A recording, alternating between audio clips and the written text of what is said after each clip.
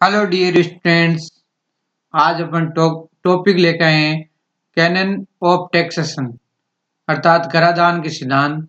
ये टॉपिक है BA part third year economics paper first का, जिसका नाम है money banking and public finance. ये टॉपिक वास्तविक रूप से पब्लिक फाइनेंस से संबंधित है। Myself Mahendra Lomrod, assistant professor, government college Khinsar, Nagaur. चलो अपन बात करते हैं कराधान के नियम या सिद्धांत क्या है। कराधान के सिद्धांत से हमारा तात्पर्य उन विशेषताओं या गुणों से है जो एक अच्छी कर प्रणाली में होना चाहिए। वास्तव में कराधान के सिद्धांत एक कर के प्रशासनिक भाग से संबंधित हैं। अर्थात वो सिंपल भाषा में शब्दों में अपन कहें, भाषा में कहें तो कराधान के सिद्धांत का मतलब है कि जो अपनी एक अच्छी कर प्रणाली की जो विशेषताएं होती है उन्हीं को कराधान के सिद्धांत या नियम कहते हैं। यानी एक अच्छी कर प्रणाली में या एक कर पद्धति में कौन सी विशेषताएं होनी चाहिए वही कराधान के नियम या सिद्धांत कहलाते हैं। जो भी ये नियम है उन सबको मिला के एक अच्छी कर प्रणाली की विशेषताएं बना सकते हैं या अच्छी कर प्रणाली को अपन बना सकते हैं। इस संबंध में एडम स्मिथ ने सबसे पहले 1776 में कराधान के सिद्धांतों या कैनन को तैयार किया। और जो ये एडम स्मिथ ने जो ये कराधान के सिद्धांत या कैनन बनाए थे, ये 21वीं सदी में भी करों को लागू करने और एकत्रित करते समय आधुनिक सरकारों द्वारा कराधान के स्मिथ कैनन लागू होते हैं। यानी आज भी ये जो नियम है वो लागू होते हैं, आज भी ये रिलेवेंट है अपने कराधान सिस्टम से और इनकी उपयोगिता आज भी बनी हुई है। इसके बाद में अन्य अर्थशास्त्रियों ने भी अपने सिद्धांत दिए थे, जैसे फिंडले सिराज ने, बेस्ट बिल ने, इन्होंने भी। तो एडम स्मिथ के पहले अपन देखते हैं कि एडम स्मिथ ने कौन कौन से सिद्धांत दिए थे और बाद में अन्य शास्त्रियों ने कौन से दिए हैं, और फिर अपन एक एक करके पढ़ते हैं। तो सबसे पहले देखते हैं कराधान के सिद्धांत कौन कौन से। तो एडम स्मिथ के कराधान के 4 सिद्धांत देखें अपन।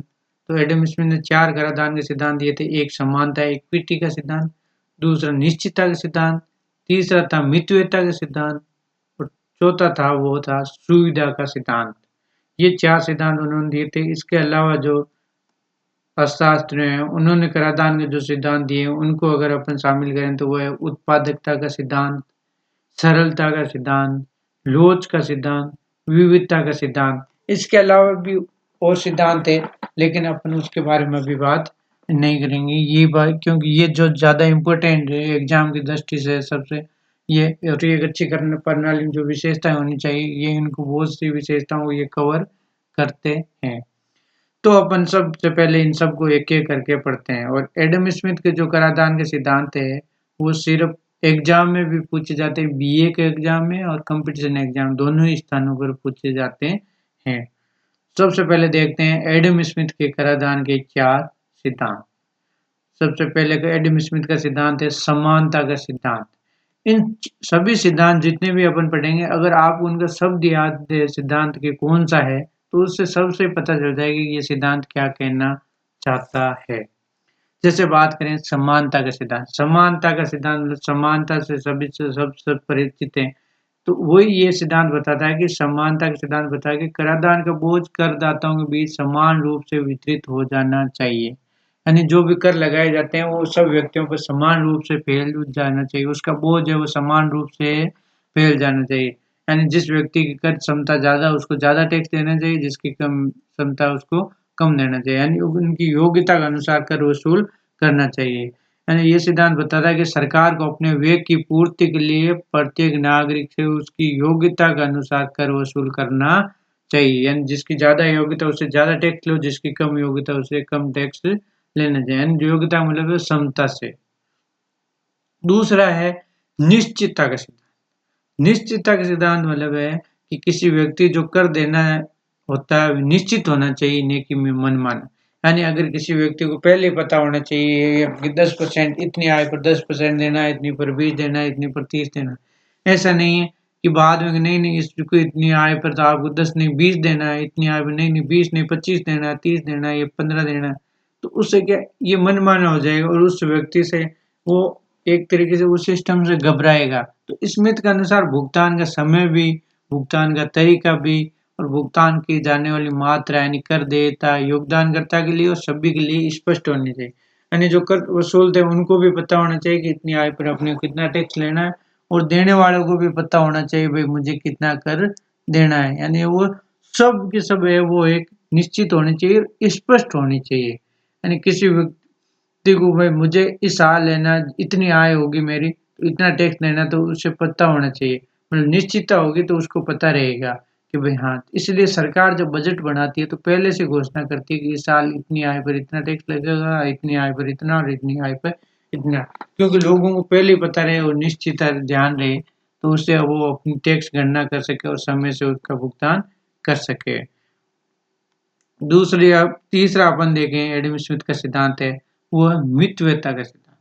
मितव्ययता सबसे भी सब समझते हैं, मितव्ययी होना, मितव्ययी यानी कम से कम खर्चे से अधिक अपना लाभ मुनाफा हो जाए।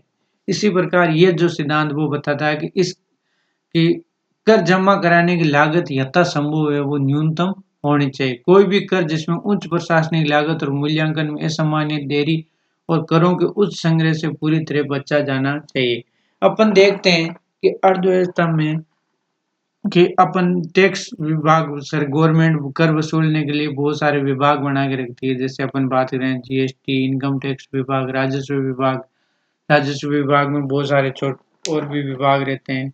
तो उन सब विभागों में अधिकारी वो सब जो कर्मचारी काम करते हैं, उन सबको टैक्स वसूलने के लिए रखती है, तो उनको भुगतान किया जाता है। उनके इतने बड़े कार्यालय हुए होते हैं, तो उन सबको ये एक तरीके से टैक्स वसूल करने की लागत है। अगर इनकी लागत ज़्यादा आएगी तो सरकार के पास जो टैक्स वसूलेगी उनकी कम मात्रा में जो शुद्ध टैक्स की मात्रा है वो कम पहुंचेगी।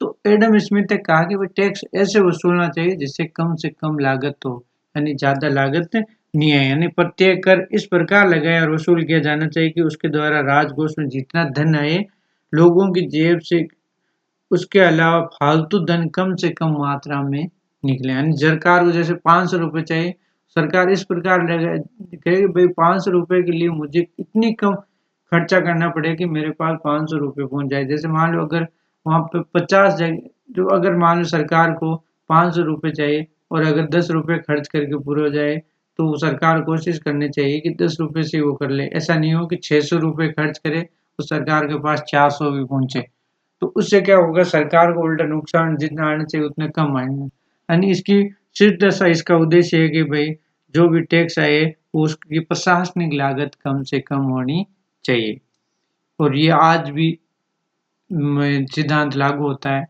अगला देखें तो वो है सुविधा का सिद्धांत। सुविधा का मतलब है करों को इस तरह लगाया जाना चाहिए, एकत्रित किया जाना चाहिए कि ये न केवल करदाता को बल्कि सरकार को भी सबसे बड़ी क्या होनी चाहिए, सुविधा प्रदान करें। यानी जो कर लगाया जाता है, कर जो कर दिया जाता है, उन दोनों के बीच में सुविधा होनी चाहिए। यानी कर देने और लगा जो बस एक तरह मतलब कर सुविधा का मतलब ये है कि जो सरकार जैसे टैक्स लगाती है वो उनको उस समय उनसे टैक्स वसूल करना चाहिए जब उस सब व्यक्ति को सबसे अधिक देने में सुविधा हो। इसी को ध्यान में रखते हैं जैसे अपन बात करें इनकम टैक्स में सरकार आय होने पर टैक्स लेती है, इसी प्रकार वस्तु और सेवाएं उत्पादन होने पर टैक्स लेती है। तो इसका मतलब अगर सरकार को एक उदाहरण से भी समझे अपन सुविधा के अनुसार, तो जैसे मान लो कोई भू राजस्व लेना है, तो वो भूमि पर कोई राजस्व लेना हो अपने को, तो वो उस समय लेना चाहिए जब फसल कटौती के बाद में। फसल कटौती के बाद में क्योंकि इनकम होती है तभी वो देना संभव।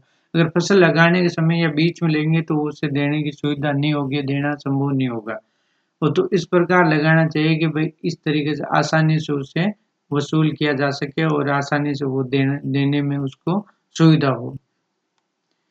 ये कराधान के सिद्धांत है निश्चित रूप से आधुनिक सरकारों द्वारा लागू करती है, इसलिए ये कराधान के बुनियादी और क्लासिकल कैनन है। यानी ये सिद्धांत ऐसे हैं जो आज भी इनकी इम्पोर्टेंस महत्व बनी हुई है और ये आने वाले समय भी अपनी महत्वता बनाए हुए रखेंगे।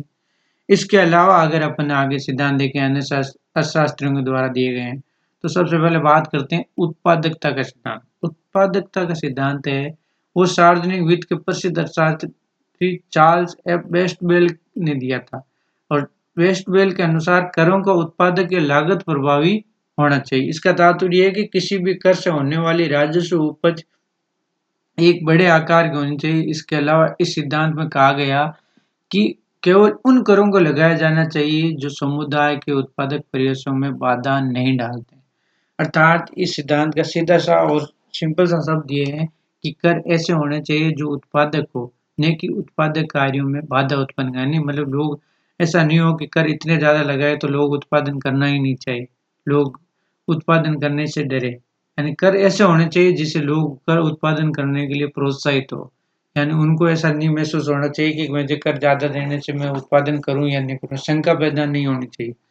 अ, तो इसका मतलब है कि कर ऐसे होने चाहिए और सरकार को भी टैक्स लगाए और उनको जो टैक्स से खर्च करे वो ऐसी जगह करे ताकि उससे उत्पादकता में और ज़्यादा वृद्धि हो।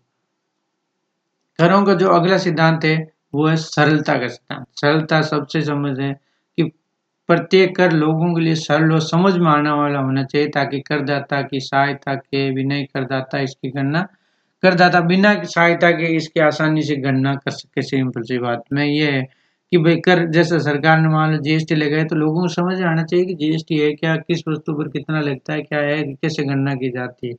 आय लगी तो आय पर कितनी, आय पर कितना क्या लगेगा, तो आसान से समझ में, ऐसा नहीं हो कि जटिलता हो कि व्यक्ति को समझ में नहीं आए। अगर कर में जटिलता रहेगी, समझ में नहीं आएगा तो व्यक्ति कर देने से बचना चाहेगा, क्योंकि वो सोचेगा कि मैं इतना कर दे रहा हूँ फिर भी क्या मैं सही हूँ या गलत हूँ। अगर कर देने और दूसरी बात है कम आय वाले व्यक्तियों के लिए जितना ज़्यादा सरल होगा वो लोग उतने ही ज़्यादा, नहीं तो वो कर से बचना चाहेंगे। यानी छोटे करदाता भी अगर उससे जुड़ेंगे, कर देने का प्रयास करेंगे, यदि कर में सरलता और समझने में आसानी हो तो। नहीं तो वो क्या सोचेंगे कि सीए वकीलों के चक्कर में घूमेंगे, तो इससे अच्छा कर सरकार को नहीं देते हैं, बाद में देखेंगे। अगर सरल होंगे तो वो आसानी से देने में उसको सुविधा होगी। और अगला सिद्धांत है लोच के सिद्धांत। लोच का मतलब ये है कि उसमें जैसे एक रबड़ में लोच होती है, आटो में लोच, यानी अब उसको कैसे भी अपन मरोड़ सकते हैं, कर सकते हैं। तो उसी तरह कर में भी है ना कि लोचशीलता होनी चाहिए। यानी कि आधुनिक सिद्धांत अर्थशास्त्री लोच के सिद्धांत को बहुत महत्व देते हैं। इस सिद्धांत का तात्पर्य है कि एक कर में लचीलापन व लोचदार होना चाहिए। इसे इस तरह से लगाया जाना चाहिए कि करों की दर को स्थिति के अनुसार बदला जा सके। जब भी सरकार को धन की आवश्यकता होती है तो उसे कर दरों को बढ़ाने के माध्यम से किसी भी हानिकारक परिणाम उत्पन्न किए बिना यथासंभव आय बढ़ाने में सक्षम होना चाहिए। यानी कर ऐसे लगाओ कि अगर सरकार को जरूरत पड़े तो उस जरूरत के समय सरकार उन टैक्स को घटा बढ़ा सकती है। यानी आवश्यकता होने पर कभी जैसे सरकार को ज़्यादा आय की आवश्यकता है तो उन टैक्सों को बढ़ा सकती है। सरकार को कभी आवश्यकता नहीं है तो सरकार टैक्सों को घटा बढ़ा सकती है। अगर वो लोचशीलता नहीं होगी तो सरकार को आवश्यकता होने पर आय बढ़ाना संभव नहीं होगा। इसलिए कर इस प्रकार के होने चाहिए कि जिसमें लोचशीलता हो ताकि उसकी आवश्यकता होने पर उसको घटाया बढ़ाया जा सके। करों का अगला सिद्धांत है विविधता का सिद्धांत। विविधता मतलब है कि कराधान गतिशील होना चाहिए। इसका मतलब ये है कि एक देश की कर संरचना में एक या दो करों के बजाय प्रकृति में गतिशीलता या विविधता होनी चाहिए। एक कर ढांचे में विविधता लाने से आबादी के अधिकांश क्षेत्रों की भागीदारी होगी। अर्थात अपन सिंपल से शब्दों में समझें तो इसका मतलब ये है कि कर है वो प्रकार के कर लगाने चाहिए। सरकार को एक ही प्रकार का सिर्फ टैक्स नहीं वसूलना चाहिए। अगर एक प्रकार से टैक्स वसूलने से क्या होता है कि मान लो उस टैक्स जो सरकार एक प्रकार टैक्स वसूलती है और मान लो उस प्रकार से वसूलने वाले में आय में सरकार की कटौती हो गई तो सरकार के फिर आय का संसाधन दूसरे नहीं रहेंगे। लेकिन अगर सरकार के करों में विविधता होगी तो किसी एक टैक्स से सरकार की आय कम होगी तो किसी दूसरे टैक्स से सरकार की आय बढ़ जाएगी, तो सरकार के संसाधनों में कोई भी कमी नहीं रहेगी। दूसरी बजाय बात ये भी है कि अगर टैक्स बहुत सारे प्रकार के होते हैं तो पर आबादी के सभी क्षेत्रों को वो लगभग कवर कर जाते हैं। जैसे बात करते हैं इनकम टैक्स होता है तो अधिक आय वाले लोगों द्वारा दिया जाता है। तो और जीएसटी ये होते हैं कि वो कम आय वाले लोगों द्वारा भी दिए जाते हैं, क्योंकि कम आय वाला लोग भी साबुन प्रयोग करता है तो साबुन के ऊपर टैक्स देता है, अगरबत्ती करता है अगरबत्ती तेल पर तेल पे। इस प्रकार जो भी संसाधन छोटे वाला व्यक्ति भी यूज करता है तो छोटे वाला व्यक्ति भी टैक्स देता है। तो इसके मतलब वो भी टैक्स प्रणाली के अंदर एक टैक्स सिस्टम का भाग हो जाता है। और जितने ज्यादा लोग अगर टैक्स सिस्टम से जुड़ेंगे, ज्यादा लोग टैक्स देंगे तो उतनी ही ज्यादा सरकार की आय होगी, इनकम ज्यादा होगी। इसलिए जो कर प्रणाली है उसमें विविधता होनी चाहिए और इसी के कारण है मतलब है सरकार टैक्स प्रत्यक्ष और अप्रत्यक्ष दोनों प्रकार के कर लगाती है, क्योंकि टैक्स में नागरिक जो अपने देश के होते हैं उन सब का योगदान ये हो एक तरीके से होना चाहिए। यानी करों की में विविधता का तात्पर्य है कि अनेक प्रकार के कर होने चाहिए ताकि नागरिकों प्रत्येक वर्ग राज्य की आय में अपना योगदान दे सके। ये कर पद्धति की तुलना में सामान्यतः सभी जो अभी आज अपन सभी हैं वो सभी कहते हैं कि कर में बहु कर पद्धति अपनाई जाए, यानी बहुत सारे करों के रूप अलग अलग प्रकार के कर हैं वो लगाए जाने चाहिए ताकि सरकार की आय वो निरंतर बनी हुई रह सके। तो ये अपन ने कराधान के कुछ अपने सिद्धांत पढ़े हैं।